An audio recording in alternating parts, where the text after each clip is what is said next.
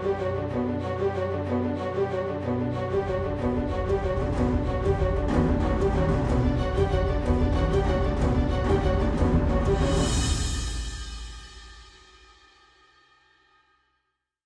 up, channel? It's Foreplayy, and this is Dissecting a Loss. The map is Meltdown, the game type is Domination. And in case you guys don't remember what Dissecting a Loss is, it's where I take a gameplay and I talk about why we lost, in my opinion. In this gameplay, I'm teaming with JCap, Stainville, and Proofy, this squad, the Team Envious right now, the team that I'm playing with. And this is from a league play game. Most of the time we win our league play games in non-cocky fashion, not saying, oh, we're the greatest, but we do dominate a lot of people in league play. And this is actually when we were ranked #1 in Masters, I believe. Well, I believe we still are, but in this gameplay, we're ranked #1 in Masters. And we ended up losing this game. And I wanted to take it because I was like, man, I actually played really well, and we still lost. And I like doing Dissecting a Loss, except talking for 10 minutes is not my strong point. But I'm getting better at it, as with all my commentaries, because it's coming more natural. And it's easier to talk about what I did wrong than what I did right, because I'm good at addressing my mistakes, and I don't like to really boast and brag about. Sometimes if I dominate a kid, you'll hear me go, damn, I dominated that kid. But anyway, let's get right into it. So in this position, we're winning 21 to 13. And the good thing about having a 2-cap in Domination, as you see, right as I say that, we get 3 caps. But anyway, having a 2-cap in Domination, I kind of want to address this first and foremost. The break-off in Domination is so crucial for your team. And the reason that's crucial is because you want someone to cap your home flag, which will be most of the time 2 people, sometimes 3. But in this game, you could have 4 people even cap it, not only because of the fact that it goes quicker, but because everyone gets closer to that score streak. So a lot of people want that score streak. But I think in this game, you want to have 2 people cap your Domination home flag, or whatever you feel is best for your team. Sometimes on maps, we'll only have 1 person cap it, like if they can't like nade, or if they won't rush, or certain maps like that, where the map isn't so congested and close to where it doesn't matter how many people are on the home flag. However, if you do happen to get a 2-cap, hold that 2-cap for as long as you can. And I mean by, well, first and foremost, let's talk about the breakout. The reason that you don't want to make the first mistake, I always tell my team, hey guys, let's make them make the first mistake.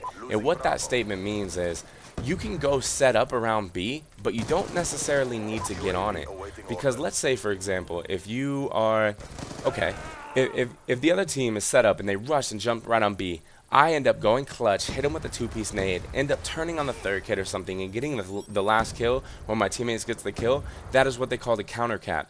Even if they cap that flag, it doesn't matter because you're automatically countering it. So at that point in time, what does it matter that they just cap that? In my eyes, nothing, and I think it's better to make the other opposing team make a mistake. So that's a little tip in Domination. Don't worry about getting the initial caps. And also, sometimes, don't feel scared to, like for me, if I cap the home flag, I'm not even going to worry about B. I want my teammates to have that as their focus, and I'm going to wrap all the way around to the opposite flag.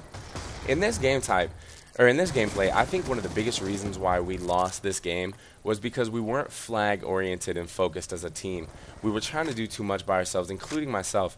I went off this game. I'm not really sure how many kills I get at the end of it, as you'll see. But you'll notice I hit good shots, I'm playing really solid, and we're still losing. And this is one of those things where it's fine to, like right there, for example, you're going to see me go clutch, get a 2-piece, all my team was dead, I'm going to end up getting a 2-piece, I can't clutch the 3rd kill, but my team's up in time, so they should be able to nade them off. Now they have 2 guys on the flag. But whenever you're playing Domination, the biggest thing is don't be scared to camp. And what I mean by camp is, yes, play annoying and stupid. Because if you're playing competitive gaming, you are not here to make friends. You are not here to brag about how good you are. Win the game, nobody will forget how you played during it. And I say that, and I complain about campers, but I also love winning. And I will say that. And when I say camp the flag, I mean put yourself in a good position to go clutch. And sometimes, for people that don't trust your gun skill, Domination is your best game type. And the reason that Domination in league play can be your best game type is because it is a game type that you can literally camp after you get 2 flags, pop out, shoot somebody in the back. And I hate to say to play like that, but I also want my channel to be a bunch of winners. I want you guys to know how to win at all times, and I think it's crucial and like pertinent that you guys learn that winning at all costs is one of the biggest things that separates AMs from pros. Not only AMs from pros, but good players from bad players, you know? Like, I think if you go into a competitor in a public game and you run around, let's say you're running around, you're dominating everybody, but still, have you ever had those games where like people use trophy systems and all that crazy stuff that just pisses you off? Yes, it pisses you off at the time, but you're like, wow, I should have used that. Like sometimes I'll be like, oh, I'm making that class. Like I don't know if you guys have ever had that, but anyway, so right here, as you'll notice, I think we're winning 90 to 82. Right, like we're doing good, you know. I'm playing well. I'm having a good, solid first half. In fact, I'm 15-5 at this point. 3 captures, 2 defense. The closest person on my team is JCap with 10, Stainville with 7, Proofy with 4 kills. So in this game, it's one of those things where, yeah, I'm playing good, but we're only winning by 8 points. Am I doing a good job getting on flags? I'd like to say so because I have 3 captures. But as a team, we're not meshing well and holding. We're giving up too much counters. Like, let's say, for example, right here off the mistake. Remember how I told you we need to make them make a mistake and set up? This is one of those situations where I think that we do a bad job of trying to do that. Because every point matters. If you notice here, they're not even going for the flag. They have a trophy system here, and then they're not even going for the flag, so we don't know where they are. All of a sudden, they're set up around us, they're picking us off, and I'm running up here trying to go clutch again. I'm going to end up killing 2 again. I see the guy bottom left. So we're going to end up going clutch and capping the flag, but did you see how in a split second we were about to lose that flag? If I wouldn't have went clutch there, we definitely would have lost the flag, and we would have been spawning backside A. So when I say that, I genuinely mean play to win. Don't play to make friends. And that, I see a lot of people quote me a lot of the times, and that's my best quote right there. Play to win, don't play to make friends. And you'll notice right here, I'm kind of playing to win. I'm peeking out of corners, and I should have went clutch and killed that kid, but I can't put it on myself all the time. But right now, we're just racking up points, and we're racking up kills. So in this, that's good, because once you get about a good 30 to 40 point lead in domination, a lot of teams get a safety net to where they don't push as much, and that's good too, but I like to push the 3 cap. I like to push the 3 cap when they least expect it, just to get those extra like 10 points and then back off. So, for example, I know I'm trying to talk about the gameplay and talk about everything, but there's so much in domination that I want my channel to learn. So let's say you have a 2 cap. If you have a 2 cap and you get 3 or 4 dead, don't be scared to push that home flag by yourself. If you push that home flag by, or like their home flag, you go for the 3 cap and then just back off, because you're doing 2 things. A, you're making them cap the flag, so they have to come back from what they're doing to cap the flag. So now you're isolating someone away from the map. So now there's someone out there that's not helping their team. And in occasions, like, there's going to be 1 to 2 people that are not helping their team. So that's good. And number 2, you're getting those initial extra points. For those of you that don't know, a 3 cap is worth 36 points a minute. So a 2 cap would be 24, a one flag would be obviously 12. So when you're doing that, make sure your math in your head is proper. In this game, I did not think that we were going to lose, because I was playing so well at the time that sometimes you don't realize you're only up by 16 points. And that's one of the things that in this game, we were only up by 16 points. So I should have pushed the 3 cap more often. And I put that on myself, because whenever we lose, I always put it on myself and say, hey, I should have done this. Even if I put up 50 kills, I'm going to say I should have done something different. Unless it's a search and destroy and you go off, because then you just get frustrated. But anyway, as you'll see, we're up 40 points here. And I'm thinking that we're going to sail away with this. So as you, I didn't push the 3. I'm trying to get kill hungry. I'm trying to stack up score streaks. And I should have pushed the 3. If I would have pushed the 3 here, we wouldn't be in a situation where I have to worry. So when I decide finally to push the 3 now, they're already on A and B. So all I'm doing here is switching the map around. I should have pushed it earlier.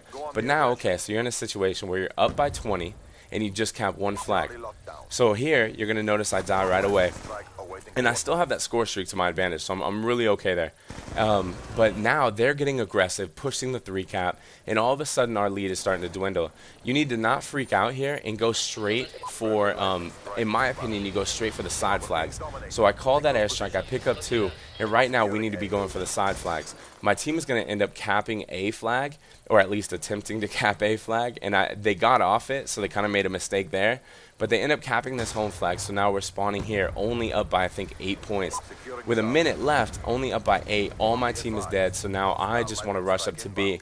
Another thing I want to tell you is, if a game is ever this close, and the respawn delay is at 7.5, the kills are more crucial than the flag at some points.